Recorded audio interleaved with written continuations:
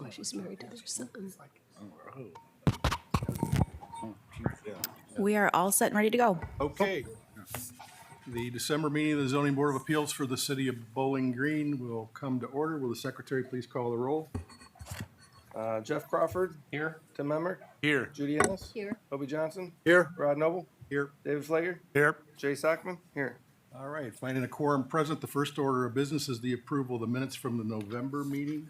Are there any additions or corrections to the minutes as previously circulated? Hearing none, is there a motion for approval? So moved. Moved by Ms. Ennis and seconded by Mr. Crawford. All those in favor say aye. Aye. Aye. Opposed? Minutes are approved. There are two items on the agenda for this evening, and the second one on South College has been pulled. And Heather's going to enlighten us on that here before we get started on the other case. Yes, so I forwarded you an email from the applicant requesting that the case be withdrawn from the meeting this evening. City Council did pass some zoning code edits on Monday evening that become effective on January 2nd. That now allows him to move forward with the new construction because the house meets all the setbacks. The lot size is changed to go back to existing lot of record, which we had in our old code. So as long as a lot is existing before the zoning code and it meets at least between the 40 feet and the 60 feet, that they can now build as long as it meets all the setbacks. So it was something that he didn't have to. I think he just didn't want to miss out on any timing, but since those did pass, they can rebuild the home now. So that will happen, I assume, as soon as we sign the permit when it becomes effective on January 2nd. All right, thank you. Karen, I know you were here for that, so that's why I wanted to get that out of the way for you. Okay. All right. So we only have one case, so try to make this a little bit less formal than normal. You're here, obviously, I assume the petitioners for the case, and you're here presumably because you've applied for a zoning permit and it does not meet the requirements in the zoning code.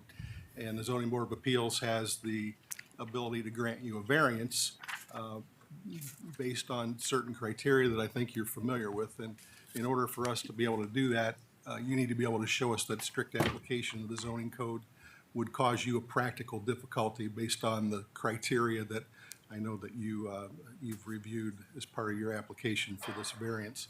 So the board will listen to your testimony. Anybody else who is here who chooses to speak either in favor or against you, we'll listen to that.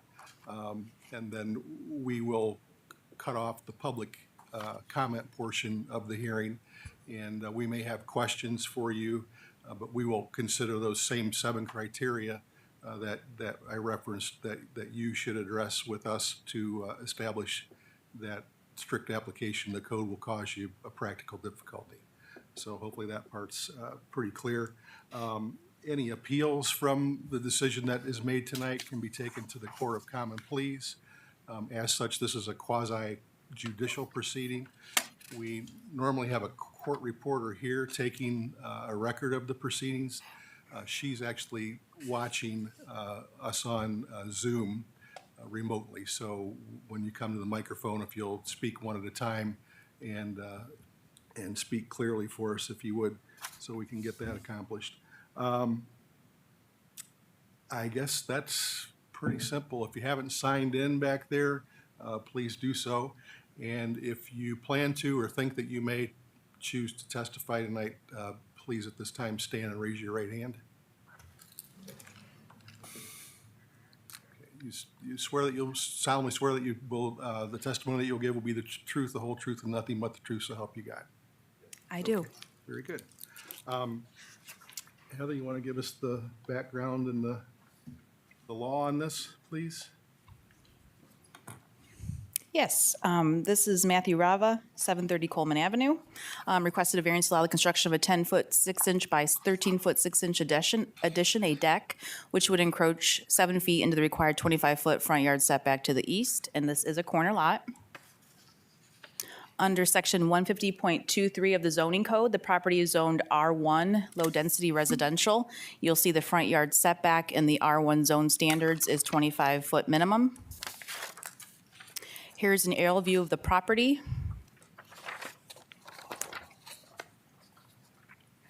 Using pictometry, this is looking at the side of the home, a view of the rear of the home, and then the other front yard there of the home, and then looking at the other front yard where the actual deck would be constructed. Here's a picture of the front of the house. As you can see, the deck was already started, and I gave you a letter in your packet describing the history of what occurred from Jason Westgate, our zoning code enforcement officer, dated November 25th of 2024. And I will read this briefly. So on October 1st, 2024, the office received a complaint about construction happening in front of the house located at 730 Coleman. He checked the planning department permit database and found there was not a zoning permit applied for. On October 2nd, he went back out to look at the location, discovered what appeared to be a new deck being built over an existing raised flower bed in front of the house. On October 3rd, he sent the property owner a letter informing them there is not an approved permit on file for this work and how to obtain that permit. On October 15th, he called the property owners to remind them they were required to apply for a permit for the new deck. On October 22nd, the owners submitted their application for a zoning certificate. They were advised the work was not supposed to be done before the application was approved. And then later on, after reviewing the permit, the application was discovered that proposed deck would be encroaching into that front yard setback, which would require a variance. And on October 30th, the owners were notified that a variance is required before the deck permit can be approved because it does not meet the front yard setback requirements. On November 15th, the owners submitted their application for a variance. And we also had our code enforcement officer review those numbers to make sure they made sense with the lot size. And then, of course, look at the right-of-way location and measure back, getting that approximate 7-foot encroachment. So here's another view of the property there, more towards the corner.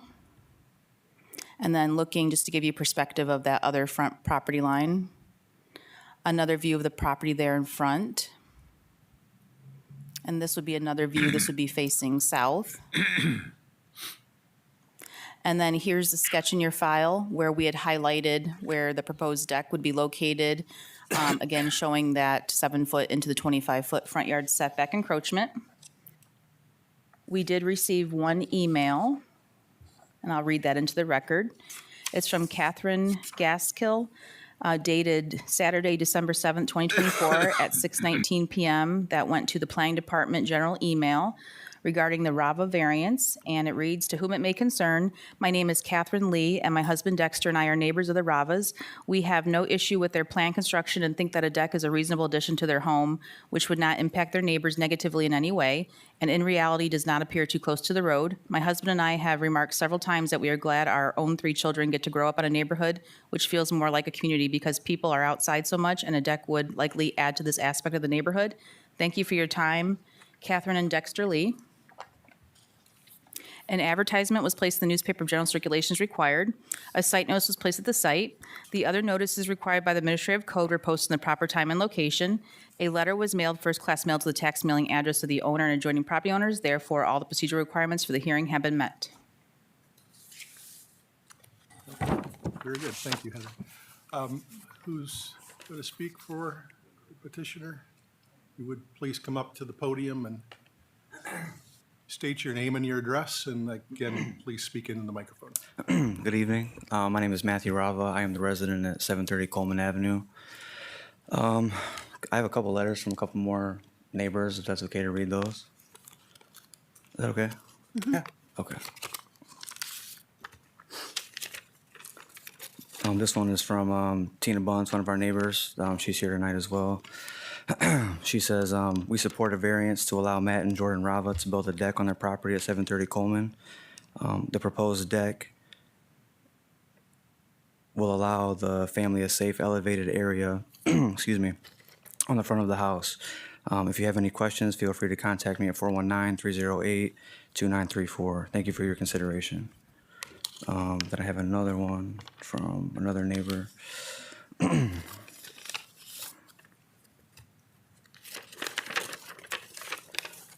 This one is from Allison Freeman at 704 Ash Street. She says, as a resident of the Birch Ash Coleman neighborhood, I fully support the Rava family in building a deck on the front of their home. It does not affect the neighborhood or nearby properties in any way, nor will it alter the livelihood of those around the home or property. In fact, it will be a great addition to the entrance of the neighborhood.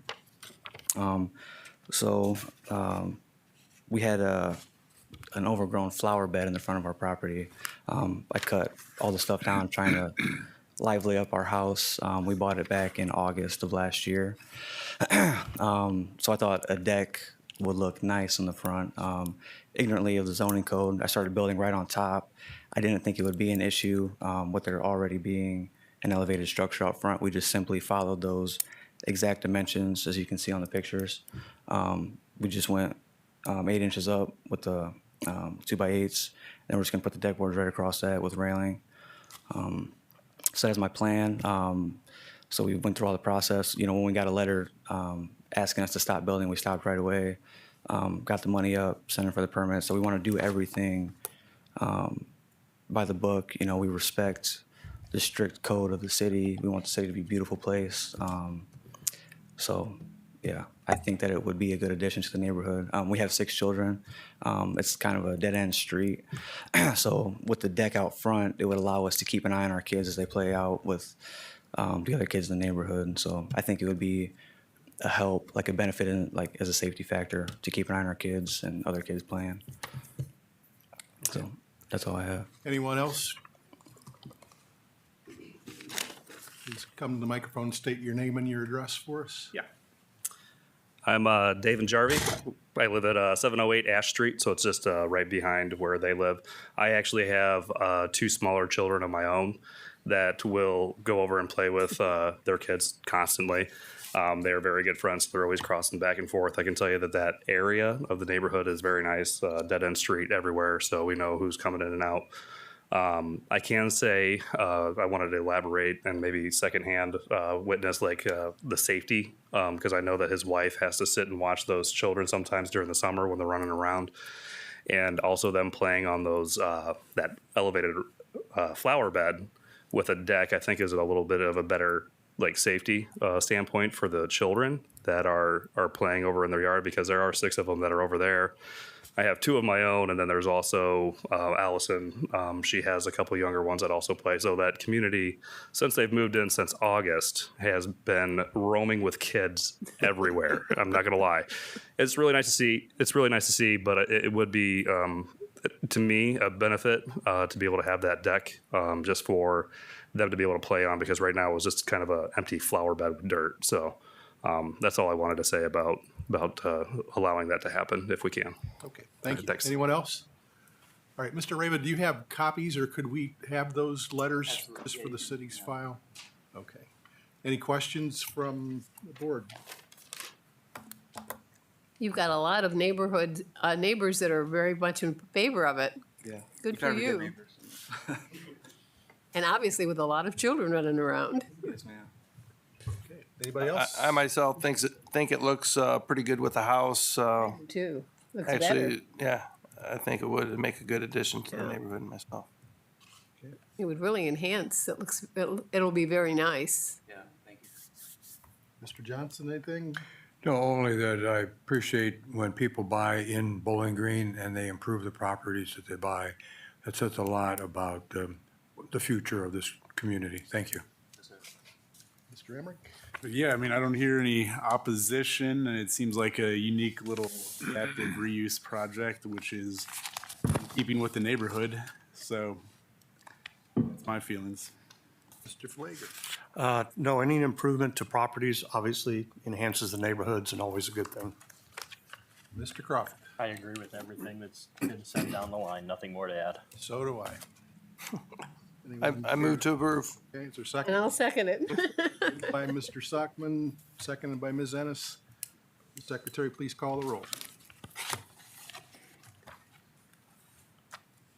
Jeff Crawford, Yes. Tim Emmerich, Yes. Judy Annis, Yes. Kobe Johnson, Yes. Rod Noble, Yes. Dave Flager, Yes. Jay Sockman. Yes. Okay, your variance request has been approved. Please see the planning department, get your permits, and best of luck to you, and Merry Christmas. Thank you, sir. You too. Merry Christmas, sir. Lobby visitations, anyone have anything they'd care to share with us? I know Heather's got some comments she'd like to make. Go ahead. Okay, well, in front of you, I handed out a copy of the zoning code edits. I know you're very eager to know about updates since you helped to enforce the zoning code. I'm not going to read each of these, but that's why I gave you a copy if you want to read them over. I just wanted to hit a couple of the highlights. You folks are free to go if you'd like. You don't. Thank you very much. I just wanted to hit a couple highlights, those being, of course, the infamous driveways. Just to point those out, that it basically reads the same as far as the driveway being able to be as wide as the garage or up to 20 feet wide now instead of the 10. So again, wanted to point that out. Otherwise, a lot of it is clarification, and I mentioned earlier adding back from our old code the existing lot of record. We actually found at least 3 or 4 streets in the city that were rezoned under the zoning code to not have lot sizes meeting the new minimum zoning code district for what they are zoned, creating some problems like the one that was on the agenda tonight. And so we really wanted to bring that old existing lot of record back, so people do have at least lots that they can rebuild on when necessary. It was one of those things in the code that we really missed, and it was very valuable. So I think that will help in the future. And again, it's not anything new. It's what we had in our old code. And then, of course, people still have to follow the setbacks with those and all the other lot and zone standards. Also, just wanted to point out that landscaping was also slightly reduced, and I know you've seen a couple variances on that. Again, this is a living document, so we know it'll never be perfect. You're probably always going to be in business, CBA. But again, just trying to adapt and respond to what we feel are things that we're seeing a pattern of needing changed. Additionally, for street trees, you might remember dealing with some of the street trees requests. Our urban forester now wants to collect a fee instead of it actually being, working with each homeowner, trying to figure out a type and location. So that has been changed too. Of course, you still could see variances on that. But I think that was really where the couple of highlights I wanted to give you, because you had seen a pattern of variances on those 2 issues. But otherwise, again, there'll be some other changes that you can see in here. Additionally, if you would like a printed zoning code, I can give that to you in January. Just let me know. I know some people prefer printed and some people prefer digital. So again, just send me a quick email or let me know if you want to print a copy. Again, it won't be effective until January 2nd of 2025, the changes. So that's it, unless you have any questions. Thanks for the edits. That's a good job. Makes good sense, all of them. Thanks to council for getting it approved relatively quickly. Heather, I have a question not related to this, or related to the request we just reviewed. Like, that one, when I drove by it, I could have predicted it was gonna, these were the comments that we were gonna get, and it was gonna be a slam dunk. That one seems, like, is there any way to handle those without this big procedure? He's not encroaching any further than the existing flower bed was. But you never know what neighbors might say though either. Unfortunately not, because the flower beds really, it just really wasn't a structure. It was more Okay. landscaping than physically being part of the house. I think there's only so far administrative discretion can go with things, and when it's clearly not compliant with the code like that was, even though it's only a couple of feet, I think we would not be prudent in trying to push that through administratively. And this request actually brought up another part of our zoning code that I also still miss. It's called the average front yard setback, which was in our old code for every zoning district. So basically, if a block was built prior to the zoning code being effective, that we could average out that block for the front yard setback. Because if you have a house that sits, much closer than the minimum that's in our current zoning code, or sits farther back, it really helped align a block to being that average. But unfortunately, this is in a zoning district that doesn't have average front yard setback anymore. So that's something else in our code I missed, like I mentioned. But, one bite of the apple at the time. It's never going to be perfect. So we really tried to work on the priorities to get cleaned up. And, honestly, I wanted to avoid any, legal issues, especially with existing lot of records. When you rezone several streets and they don't meet the minimum lot size requirement, that causes some concern. So that was pretty urgent for me to get that corrected. It's much better than, zoning changes, I think, than on several properties. So. Thanks. Anything else? My apologies for missing a couple of meetings. My last month was scheduled, and in October, I was in the emergency room with a gallbladder attack. Ouch. that's my excuse. But you had a So, very able replacement. yeah, Tim did a great I job. watched him on video. Don't miss any more. You're out of vacation. All right. Well, I hope everybody has a Merry Christmas, and then we have a motion to adjourn. So moved. Second. All those in favor? Aye. Happy holidays.